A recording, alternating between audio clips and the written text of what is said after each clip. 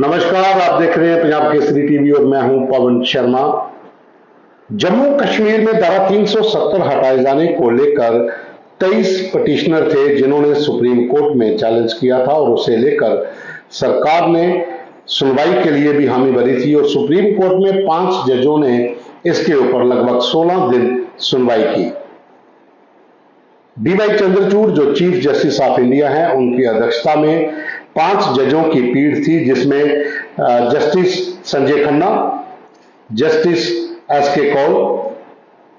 Justice Sanjiv Khanna, justice S K. Kaul, justice B R. Gavai और justice Suryakant. इन लोगों ने 16 दिन लगातार जो हियरिंग हुई सुप्रीम कोर्ट के भीतर, उसमें जम्मू कश्मीर में जितने भी प्रतिभागी थे जिन्होंने पिटीशन दायर की थी, लगभग 23 के करीब, उनके जो पिटीशनर थी उसके ऊपर सुनवाई चली। भारत की ओर से हरीश साल्वे और साथ में वेंकटरामनी व अन्य जो पीठ थी, उन लोगों ने तर्क रखे। जम्मू कश्मीर में धारा 370 हटाए जाने को लेकर कांग्रेस के वरिष्ठ नेता रहे कपिल सिब्बल भी वहां पर 370 को हटाए जाने को लेकर पिटीशनर की तरफ से वहां पर तर्क देते रहे। 16 दिन सुनवाई चलने के बाद सुप्रीम कोर्ट ने आखिर फैसला जो है वो सुरक्षित रख लिया है। फैसला अभी सुनाया जाएगा, लेकिन 3 दिन का समय जो है वो दिया गया है। जितने भी प्रतिभागी पिटीशनर हैं वो 3 दिन तक लिखित में वहां पर कुछ भी अगर ऐड करना चाहते हैं या कुछ कहना चाहते हैं वो वहां पर कर सकते हैं। लेकिन इसी बीच में सुप्रीम कोर्ट के भीतर सुनवाई जब चल रही थी तो कई वहां पर बयानबाजियां, कई तर्क ऐसे भी आए जिसे लेकर विवाद भी हुए और खबरें भी सुर्खियों में रही।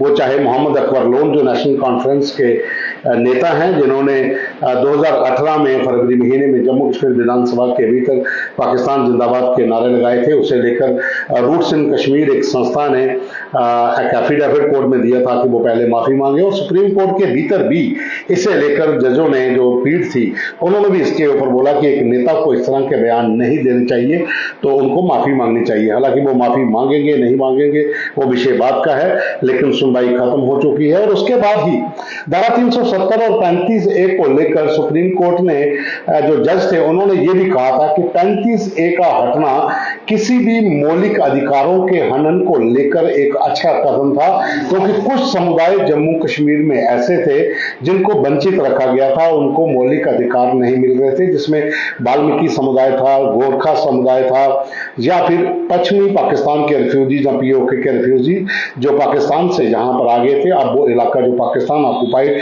जम्मू कश्मीर कहलाता है, इन लोगों को भी हक नहीं मिल रहे थे, तो इनको लेकर भी एक टिप्पणी वहां पर की गई थी, जिसका स्वागत सुप्रीम कोर्ट ने कहा था कि केंद्र सरकार का ये कदम अच्छा है।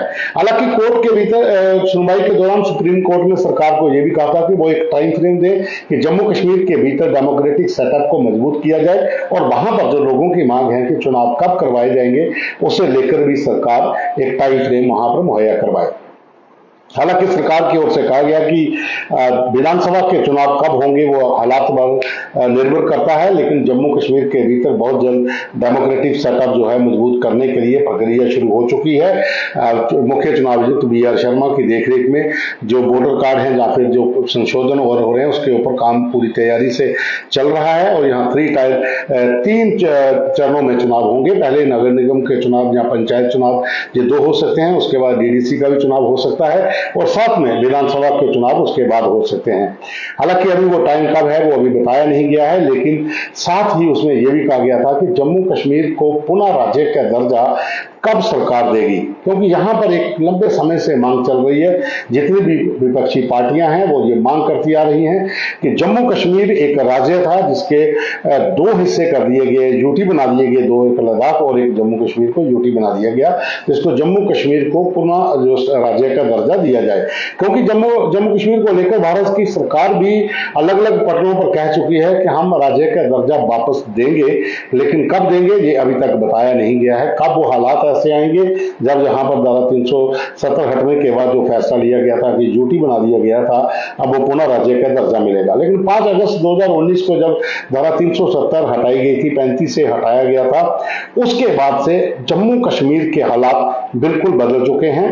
अब इसमें कुछ राजनीतिक दल जो हैं वो इसे लेकर असमंजस की स्थिति में है कि वो किस तरह के बयानबाजी करें। जैसा कांग्रेस के भीतर है कि कांग्रेस के कुछ नेता इसके ऊपर खुलकर बयान नहीं करते हैं, क्योंकि तस्वीर सामने दिख रही है जम्मू कश्मीर के भीतर जिस तरह से अलगाववाद के ऊपर रोक लगाई गई है, आतंकवाद के ऊपर लगातार प्रहार किए जा रहे हैं। हालांकि ये बात अलग है कि कश्मीर के बाद जम्मू प्रांत के भीतर राजौरी और पुंछ के भीतर आतंकवाद की घटनाएं बहुत ज्यादा हुई हैं धारा 370 हटने के बाद। लेकिन जम्मू कश्मीर हम कुल मिलाकर अगर हम बात करते हैं तो अलगाववाद को गहरा धक्का यहाँ पर लगा है। हुर्रियत कॉन्फ्रेंस लगभग खत्म हो चुकी है और जमात उल इस्लामी जो एक संगठन था जो हवाला कारोबार में संलिप्त था, जो जम्मू कश्मीर में आतंकवादियों को पैसा और हथियार मुहैया करवाने के लिए उनका जो कैडर काम करता था, उसके ऊपर भी कड़ा प्रहार हुआ है। और अब कश्मीर के भीतर नॉर्मलसी आप कह सकते हैं, क्योंकि वहां पर अब हड़तालें नहीं होती हैं, पत्थरबाजी नहीं होती है।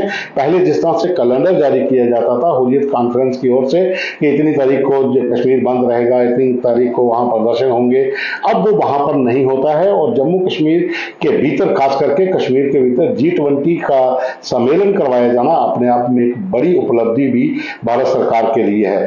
खास करके जम्मू कश्मीर के भीतर हम बात करें तो विकास की जो रफ्तार है वो तेजी से बढ़ी है, वो चाहे टनल्स का काम हो, हाईवेज का काम हो, या फिर ब्रिजेस का काम हो, या फिर डिफेंस को मजबूत करने के लिए सरकार की तरफ से उठाए गए कदम हो। हालांकि अब हाईवे की बात करते हैं तो सरोड टोल प्लाजा को लेकर काफी विवाद जम्मू में अभी भी चल रहा है। यहाँ पर टोल प्लाजा को लेकर कई प्रदर्शन हो चुके हैं, कुछ लोग हिरासत में भी लिए गए थे। लेकिन हम कुल मिलाकर बात करें धारा 370 और 35A का जो मामला सुप्रीम कोर्ट में था उसकी बात अगर करते हैं तो सुप्रीम कोर्ट ने पूरी सुनवाई अब जो 16 दिन चली थी उसके बाद फैसला अपना सुरक्षित रखा है। 3 दिन का समय पटिशनर्स को, प्रतिभागियों को दिया गया है कि वो अगर कुछ ऐड करना चाहते हैं, कुछ कहना चाहते हैं तो वो लिखित में वहां पर दे सकते हैं, तो उसके बाद ही फैसला सुनाया जाएगा। अब ये देखना होगा कि सुप्रीम कोर्ट क्या फैसला सुनाती है, वो निर्भर करेगा जम्मू कश्मीर की सियासत में किस तरह से बुचाल आएगा। क्योंकि कश्मीर केंद्रित पार्टियों की अगर हम बात करते हैं तो नेशनल कॉन्फ्रेंस, PDP, तमाम जो बाकी वहां पर जेके पीपल्स कॉन्फ्रेंस है या जम्मू कश्मीर अपनी पार्टी है, तमाम जो राजनीतिक दल हैं वो इसी उम्मीद में है कि सुप्रीम कोर्ट धारा 370 के ऊपर क्या फैसला सुनाती है। तो उसका इंतजार करना पड़ेगा कि सुप्रीम कोर्ट का फैसला क्या आएगा। अभी के लिए बस इतना ही। धन्यवाद।